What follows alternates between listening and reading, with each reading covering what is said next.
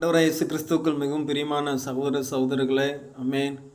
ஆண்டவராய் இயேசு கிறிஸ்துவினிடத்தில் நாம் எப்படி அன்பு கூற வேண்டும் என்று சொல்லப்பட்டிருக்கிறது. ஆமென். தேவனிடத்தில் அன்பு கூறுகிறவன் தேவனுடைய ஆவியை என்ன செய்தானா பெற்றிருக்கிறான். அதுதான் பெற்றிருக்கிறதா என்று சொன்னால் அறிந்திருக்கிறான் என்று சொல்லப்பட்டிருக்கிறது. ஆமென்.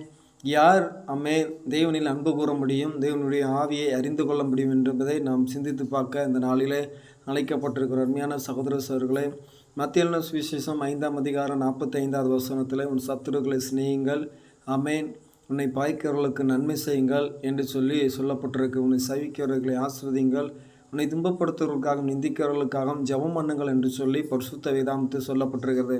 உண்மையிலே ஆண்டவராய் இயேசு கிறிஸ்துவினுடைய அன்பு ஒரு மனுஷனிடத்தில் காணப்பட்டால் என்று சொன்னால், உள்ளத்தில் இருந்தது என்று சொன்னால், அவன் தேவனுடைய ஆவினாலே அறியப்பட்டிருக்கிறது என்பதை ஆண்டவர் அவனுக்கு என்ன செய்வார்னா உணர்த்தி கொண்டிருப்பார்.